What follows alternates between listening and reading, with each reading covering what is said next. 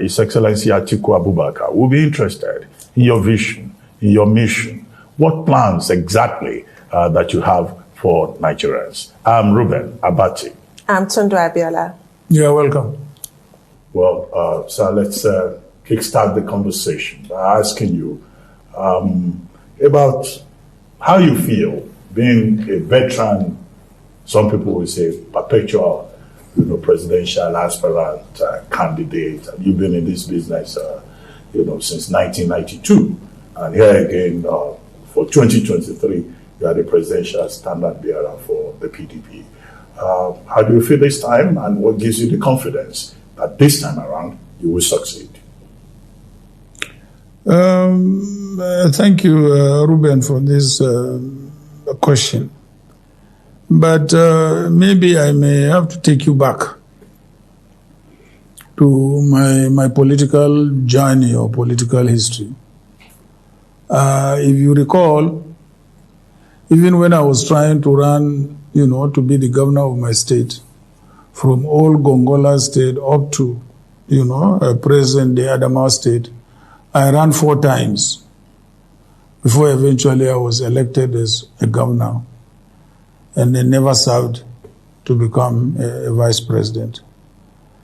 And basically is, I am driven by passion and the desire to give back to this country or to my society what this country has done for me. Because if I were to be born around this time, I don't think I would have been that fortunate, that lucky to become what I have become today. So I am more or less driven by the passion to give back to the society what this society or this country has done so much for me.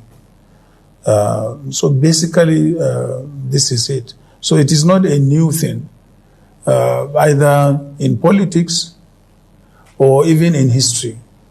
We have several leaders all over the world who have made attempts to serve their country. One of the greatest presidents, in the American history is Abraham Lincoln.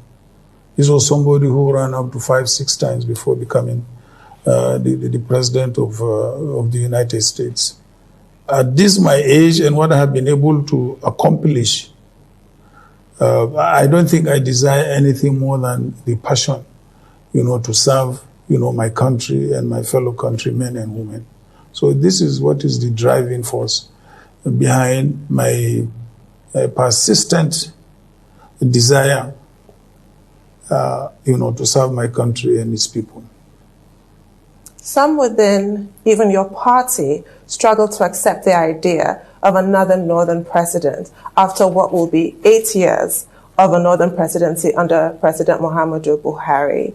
And this has found new expression, this resentment, when it was perceived that you rejected Governor Wike as your running mate, given that he's one of the bright hopes in the PDP. So why did you choose Governor Okowa as your running mate over Governor Wike? And how do you plan to unify your party so that Governor Wike and his supporters get behind your candidacy? Abiola, I also want you to recollect that I have contested this presidency a couple of times. And any time I lost, I did not try to blame anybody. I would first of all carry my grievances through the court law, to the Supreme Court. Whatever the Supreme Court decides, I accept. And then I move on and I plan for the future. So first and foremost, I don't think that Governor Wike was not rejected. Nobody was rejected in the party. But the point is that you must understand it is the prerogative of the candidate to pick his running mate, a running mate that he believes he can work with amicably and then also deliver, the policies of the party and also try to unify the country. If you can go through history, I was given a ticket in 2007 I picked a Southeastern, an Igbo. I was given a ticket in 2019. I picked an Igbo. And in 2022, I'm given a ticket, and I picked an Igbo man again. Consecutively, this is just to show you my desire to unify the country. So I don't think Governor Wike is a brilliant politician, is courageous, is tenacious. I believe he has a future in this, in the political, evolution of this country. So it is not that, it's not a question of rejection. Certainly not. I think it's too harsh a word to say that, we rejected Governor Wike. Certainly not. Okay, I'd like to ask a follow-up question. Since Governor Wike and some of his supporters, other governors, started protesting that you should have chosen him because that was the decision that was taken by a group that was put together by the party with your consent to choose the running mate. And we were told by Governor Samuel Ortom of Benue State that Wike was a choice of about 13 persons out of 17, but then that you jettisoned the report of that committee. And on Arise TV, for a second time, Governor Samuel Ortom has said, well, he is praying to God to determine who he will support. But that if you reach out to Governor Wike, as some people have suggested, and you try to make peace with him, that he will have no problems. Okay, we would like to know, how far have you gone in trying to reach out to Wike? And are you doing that, if at all you are doing that, out of belief that is relevant to your ticket, or you just do that to fulfill all righteousness?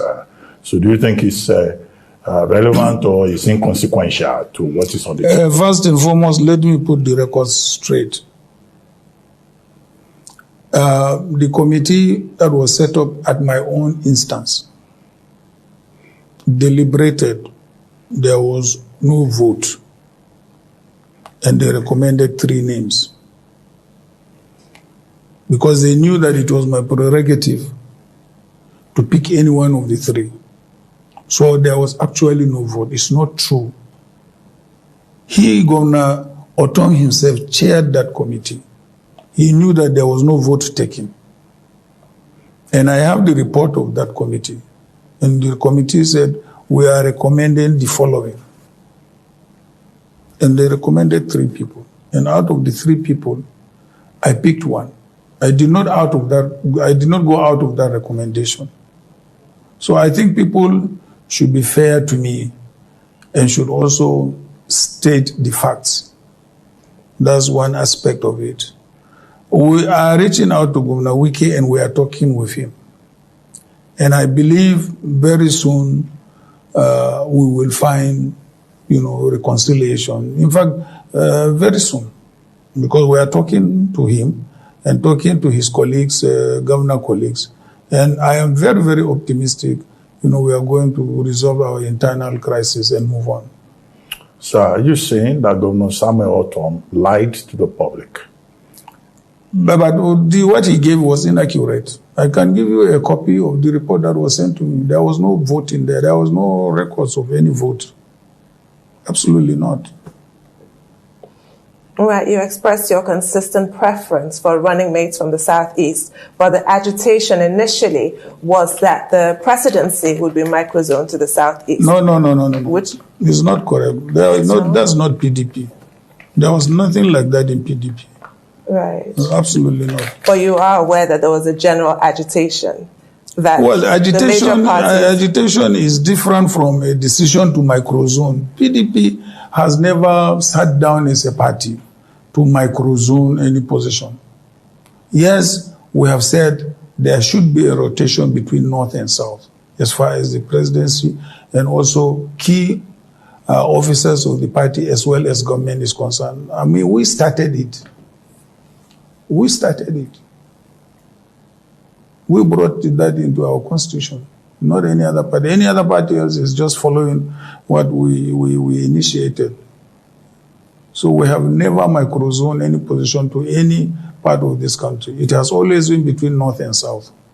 Right. Of course, there has been agitations from the Southeast, because since the return of democracy, they have not produced a president, neither did they produce a vice president. That is of course, quite legitimate. But in politics, you negotiate power. You negotiate power through negotiations,